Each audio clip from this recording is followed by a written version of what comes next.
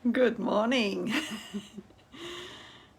I've lost track of these weeks, but I'm pretty sure this is week 11. And today I wanted to share about leadership.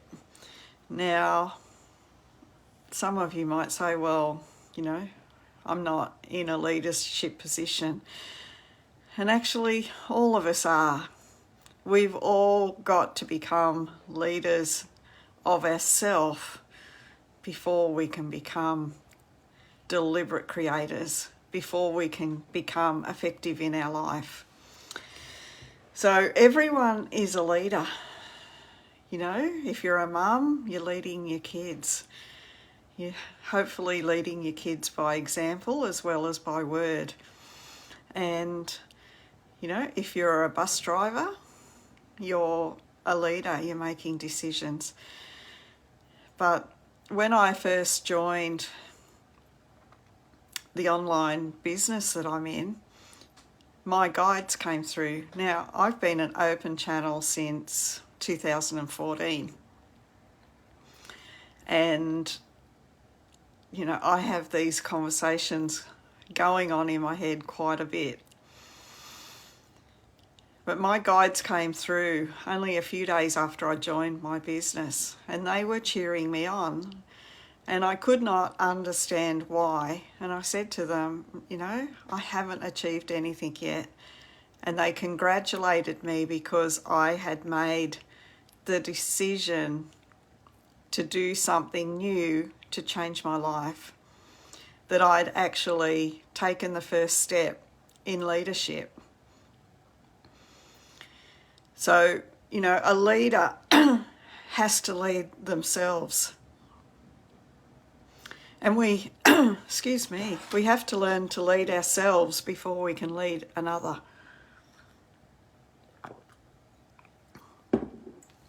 A good leader is also an intelligent follower. Before we can lead, we need to learn to follow. And by that I mean make intelligent decisions and follow the people who are living the life that you want to live. Because by following them, you'll get examples. You'll see for yourself how to take your steps forward. Teamwork is essential. We weren't born into this life all alone.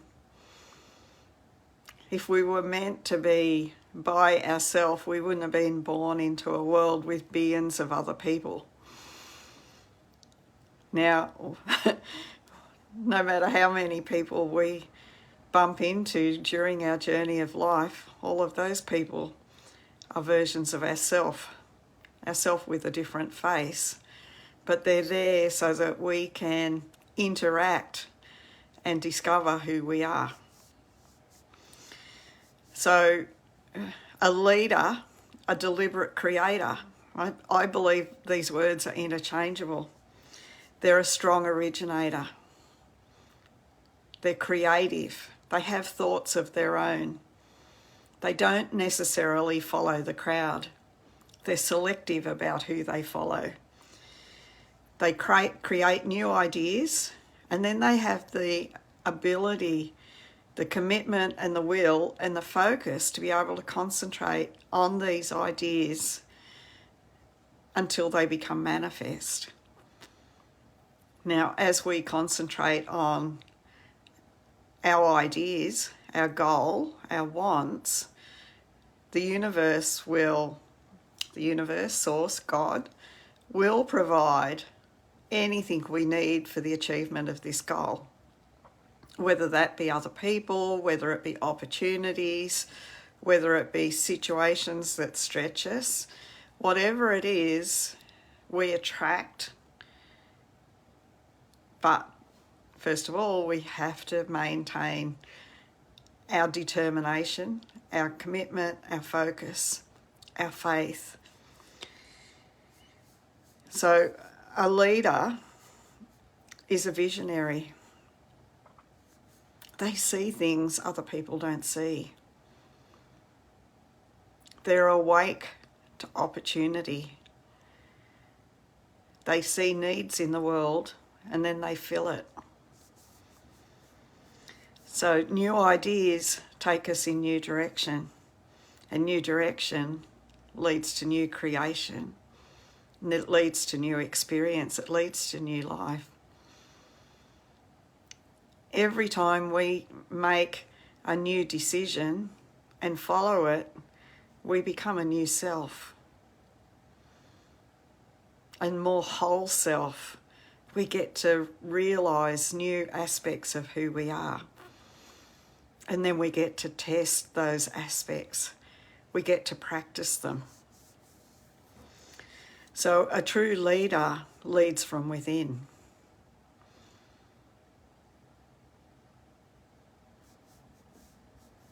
They understand the unseen aspects of life.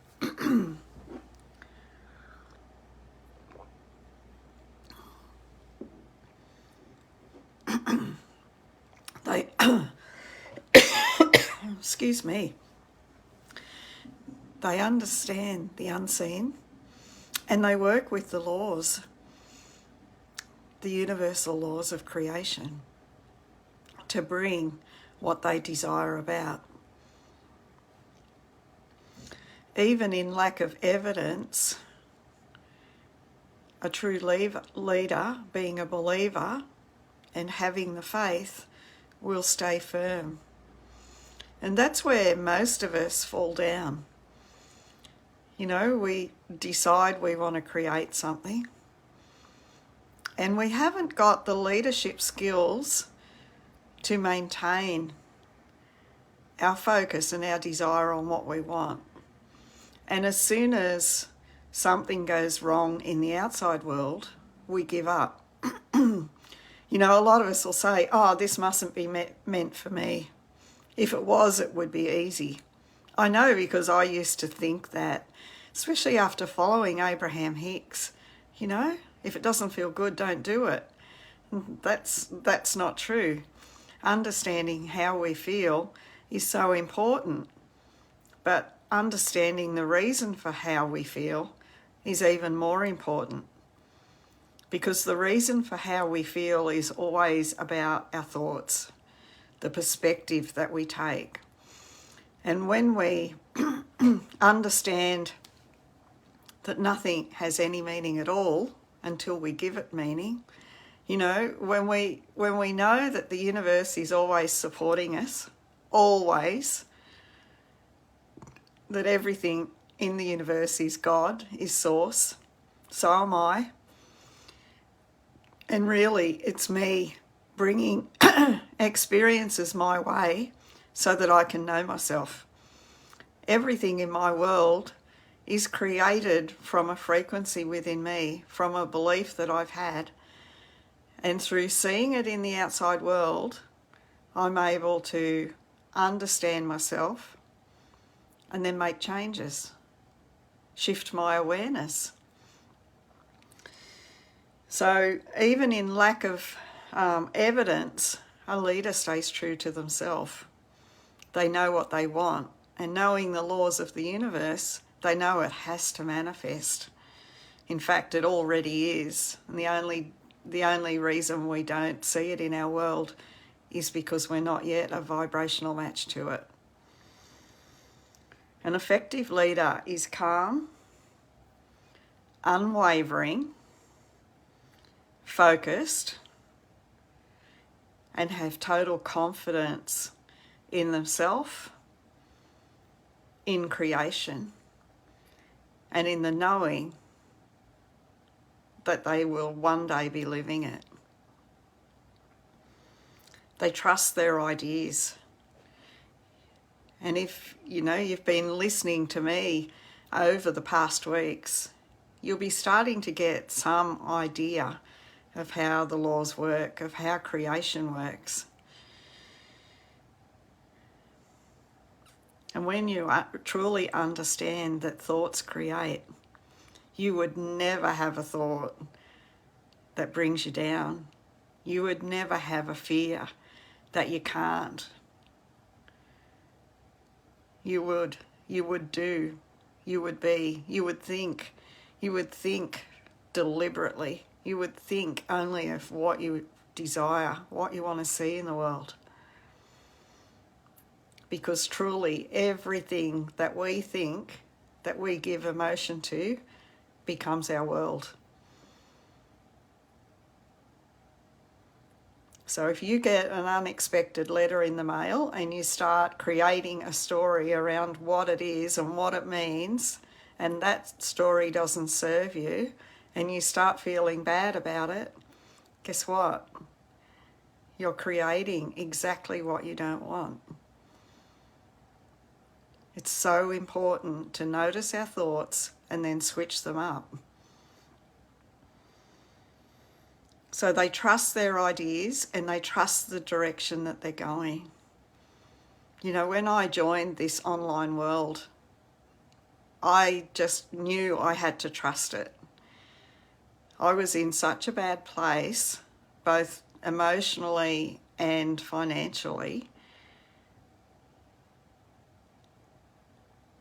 that I had nowhere else to turn.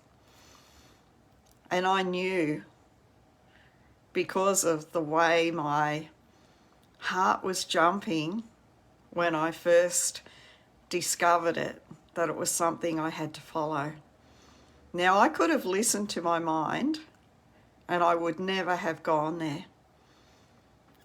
And I would never have become who I am today. It took courage for me to quiet that little voice inside, not so little voice inside, it was quite a loud voice inside, the naysayer.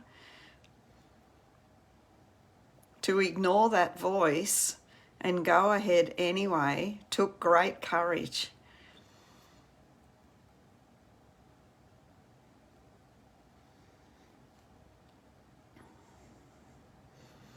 When we know what we want and we persist in that direction, it must manifest. Hello, Janelle. Lovely to see you, my dear. It must manifest. You know, evidence does eventually appear outwardly, but first, the only evidence we've got is inward. It's the vision we can see in our mind, and it's the feeling we can feel in our body. Remembering that we can't imagine anything and we can't feel anything that doesn't already exist.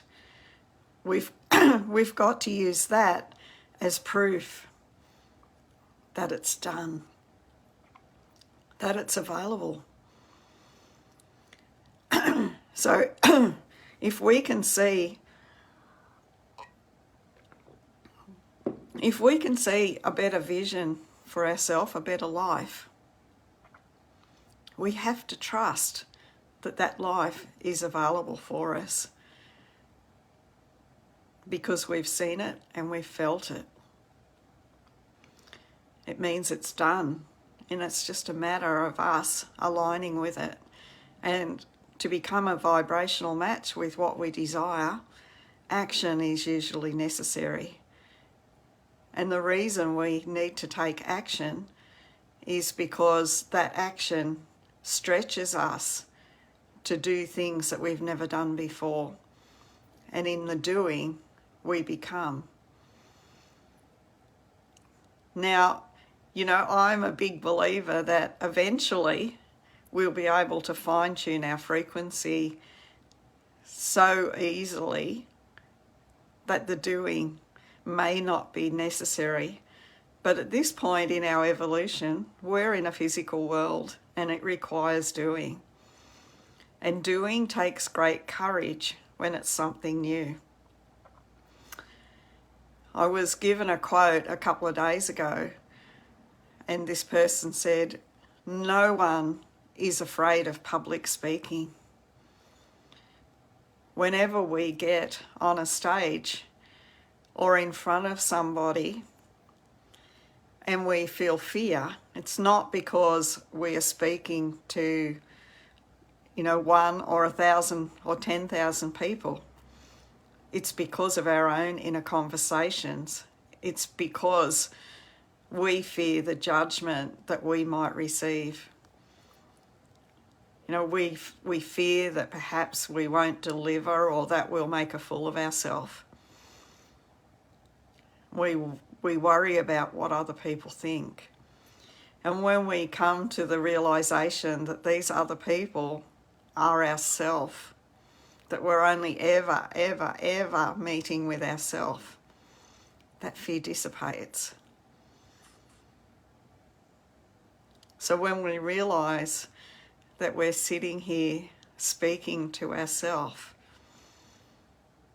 it really allows us to open up and be real and be vulnerable.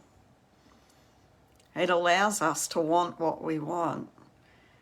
It allows us to drop the fear of making a fool of ourselves. And isn't that the most delicious feeling? Like knowing that you've got total freedom, that there is only you. And so that we don't get lonely, so that we can know ourselves better, we've created other selves so that we can play and we can sing and we can dance.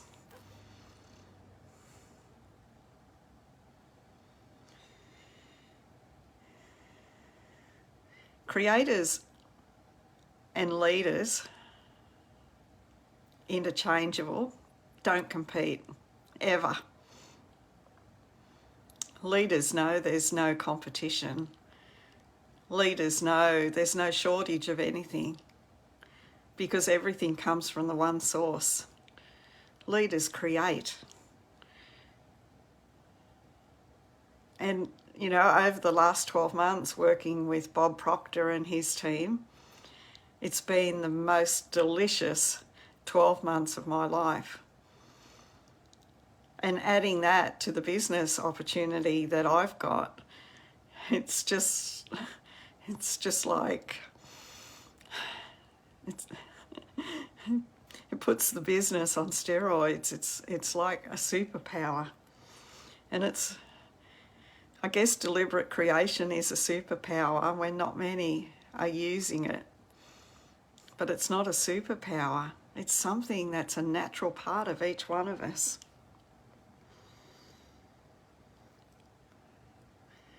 So leaders are creative visionaries. They listen to the voice within. They create new ideas. And they have the courage and the confidence and the calmness to follow these ideas, to live them out. But they also know when to listen, when to follow, when to work with community,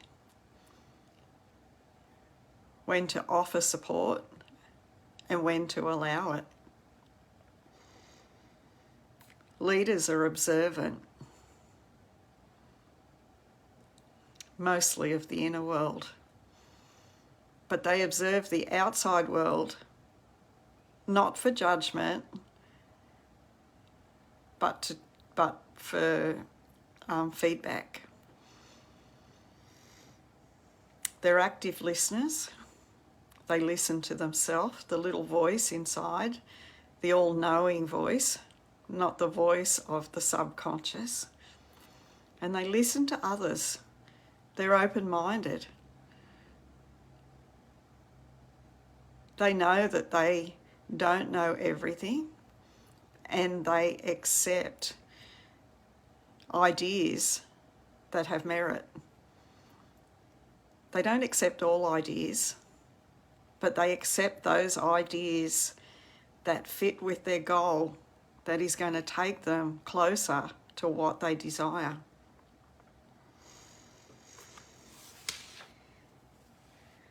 So the effective leader, or the effective deliberate creator, has a vision of where they're going. So they have a goal, and they know that through buying into the vision, they will get there. And if they need others to work with them, they will know how to get others to buy into that vision as well. And this is where working together is so powerful. You know, I remember Napoleon Hill when he was talking about masterminding, you know, bringing other people together. And there's also a quote in the Bible, and excuse I'm not a big Bible reader, but I believe it was in John, where it was something like, where 2 or 3 are gathered in my name, there I am amongst them. When 2 people or more come together in like mind, focused on the one idea, they introduce the power of source, of God, of love into that idea. And instead of being 2 people working towards it, it actually becomes exponentially increased. We invite the power that creates worlds in, and magic can happen. So an intelligent leader is first an intelligent follower. They become the best follower that they're capable of becoming. You know, we've all got to start somewhere. If we're taking on new skills, we've got to learn them. We've got to follow those people who know. The person who isn't a good follower is never going to be an effective leader. Must develop in their own mind the deep belief and respect for themselves and for those they're following. A leader must have a great attitude. You know, be certain, be knowing, be compassionate, be love, be truly aligned with what they want. You know, attitude is all about the way we think, the way we act, the way we feel, and it's the composite of all of that. So, you know, not only is it being positive on the outside, and a lot of people think they've got a positive attitude because that's what they show the world, but it's being positive on the inside. That internal voice, that voice of the subconscious mind. You know, we must align our subconscious mind with what we desire. And a good leader will automatically look for and find the good in others and build others up. You know, it's so important to be in a good attitude, because when you're in a good attitude, you meet with the good in everybody. And if you're not in a good attitude, then be aware that you're not in a good attitude, and don't blame others for what's going on, because it's never about another person, ever. Even if someone treats you in a way that we feel is, you know, badly, it's actually our interpretation, the story we tell ourselves about this person, that makes us feel bad. Leaders create an environment that brings out the good in others, which is why a leader, a good leader, effective leader, is somebody that others want to follow. And again, in becoming a good follower, we become a good leader. But we need to choose carefully the people that we want to follow. If we choose the wrong people to follow, then we are going to become like them. An effective leader understands who they are. You know, and I know we're all in varying degrees of understanding that. Yes, most of us know that we are God's source animating this body. A lot of us know it intellectually, but we're not actually living it. So an attitude of a real creator is actually living from that place of knowing that we are God's source and emanating that as we go about every moment of our day.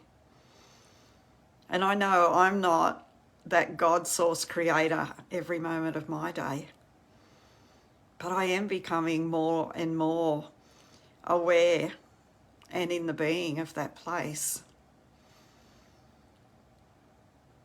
And once we tip the scales, once we get into the place where we are more in that knowing of who we are and living deliberately, then our world shifts in magnificent ways. It just becomes so obvious that we are creating. And once we get that proof, we've got that belief even more firmly inside of us. But we can't wait for that proof. We can't look at an empty fireplace and demand heat. We've got to build the fire. And therefore we've got to build our knowing. We've got to build our attitude, our understanding, our faith, our awareness. So an effective leader understands who they are. They take control of their own life and they lead themselves in the direction that they want to go, even against the odds. The effective leader knows how to give themselves a command and then follow it. And I know, many of us give ourselves commands and we might follow it for half a day and then we forget. Or we might follow it today and we go to sleep and wake up tomorrow and we're back in our old habits because the subconscious has reset overnight. And therefore it's important to put reminders for ourselves around. I have reminders everywhere. And a reminder could be anything from a sticky note with a smiley face on it to an actual affirmation or something like that. But the more repetition we have with auto-suggestion and affirmations, the sooner our subconscious is going to accept these new beliefs. An effective leader understands their creative abilities. They know they have the capacity to create anything they want in their world. Anything they want. As God, creator, living in a world of infinite possibility, everything is available. We've just got to believe it. We've got to have faith that it's done. As soon as we see it and feel it, it's done. The words we speak create the feelings in our body, which determine our frequency, which attract to us of like frequency. And our subconscious mind, which determines the frequency, also instigates the action that we take. We think we've got free will to act, but actually our actions 98% of the time come from our subconscious. So even though we know things, we don't always follow through and do what we know. And that's because our subconscious program isn't in agreement with what we desire yet. So the effective leader maintains a good attitude regardless of what's going on. Regardless. If we are manifesting a sum of money, for instance, and then we get a big bill in the mail, or we keep looking at our bank account and it doesn't show this increased sum of money, a lot of people give up. They don't believe it's actually done. And, I'm not saying never look at your bank account. If you've got to pay accounts, if you've got, reasons that you really need to look at your bank account, do so. But the less that you can actually look at your bank account if you're trying to attract money, the better. Put your bills on auto payment and, You know, I don't mean to ignore money. You've got to build a good relationship with money. But every time you look at a bank account, if it's not what you want to create, you know, we've got a tendency as humans to look at it and say, it hasn't happened. And as soon as we say that, we cancel our order because we are now buying into what we see instead of what we know is true on the inside. A bank account that doesn't reflect what we've visioned and felt, our goal, is not proof that it hasn't happened yet. It's proof that we aren't in the vibration we need to be in yet. And that's really important to understand.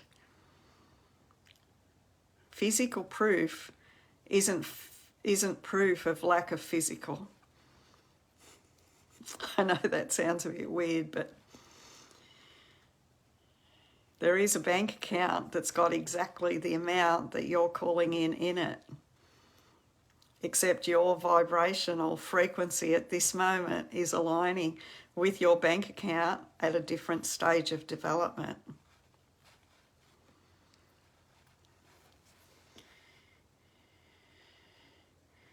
Leaders know where they're going and they may have plans. You know, once you set a big goal, it's important to take action. So you might say, well, this is one step I could take. And you might take that step, and then you might be given inspired action to go in a completely different direction. So a leader may change his plans, but he'll never change his goal. Remember that our job isn't the how. The universe will supply the how. Source, God, supplies the how. We have to have that clear goal and then take the steps that are put before us. You know, when I joined my online business, I was given steps to follow. So I followed them. But I followed them in my way, according to my heart, according to my truth, according to my authenticity.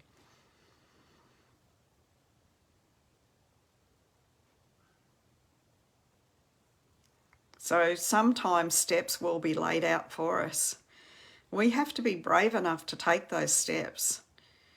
But I always ask myself before doing anything, is this a step towards my goal or is it a step away from? And even if fear comes up, fear because it's something new, something that's outside of my comfort zone, I'll do it anyway if it's taking me towards my goal. And sometimes we don't know whether it's taking us towards our goal. And sometimes we just have to trust. But most often we know when something's not taking us towards our goal. And if ever in doubt, I go within, out of my head and into my heart.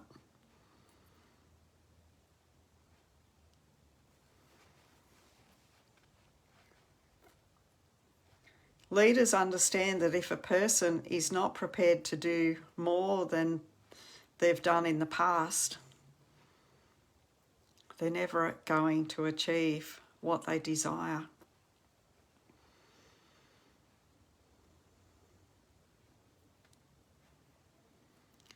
We are where we are in life because of our past beliefs and the past actions we've taken. To get something new, we've got to think new, which causes us to feel differently, which tells us that we're now on a new frequency and we can expect new results.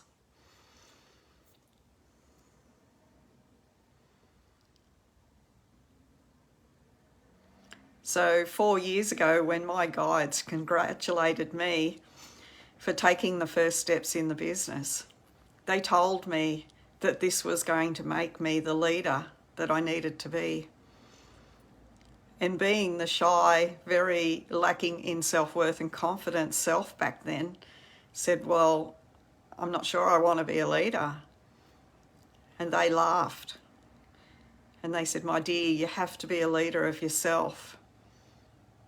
And then you'll meet with the magic you want.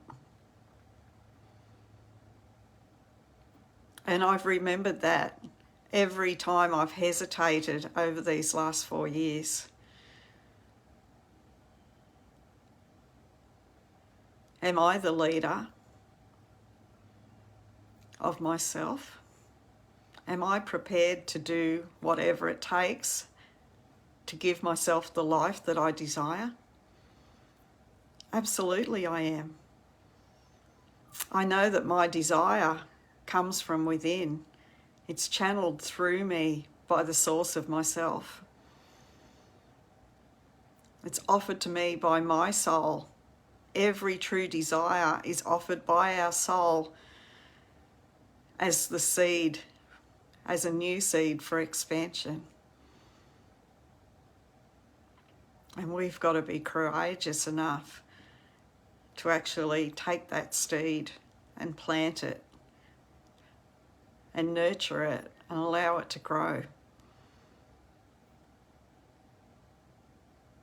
Only through doing that do we get to experience ourselves in new ways and become the self that's been inside all along, waiting to be expressed,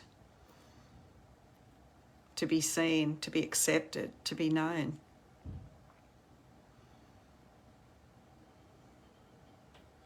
I absolutely love who I am, and I couldn't say that 4 years ago. I wanted to say it. I wanted to love myself.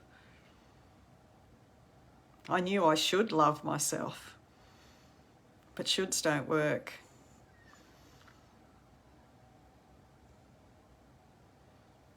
When we truly love who we are, we step into that unconditional love of Source.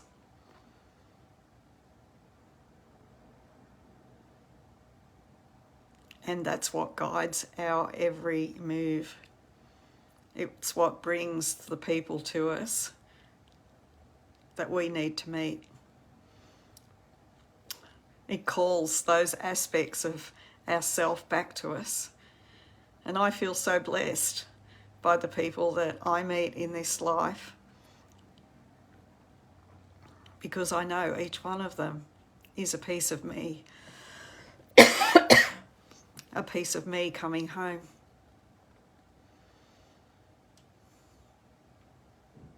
Not that it ever wasn't home,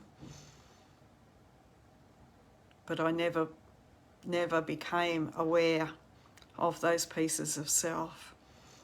I was afraid to find pieces of myself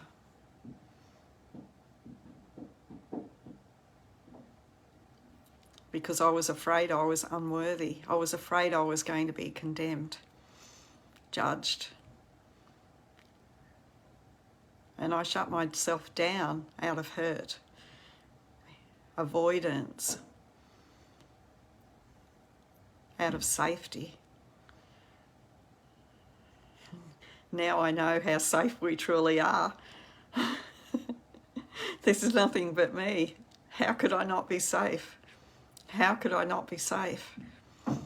Unless I think unsafe thoughts, unless I feel that there is truth in these unsafe thoughts. Anyway, my biggest love to you all. Thank you, Janelle, for joining me. I hope I've offered some truths here that might serve you, that might serve all of you. And I look forward to connecting again next week. If there are any questions, if there's anything anyone would like clarity on, please, drop them in the comments, because I'm happy to address whatever topics are coming up, whatever, has been needing clarity for you.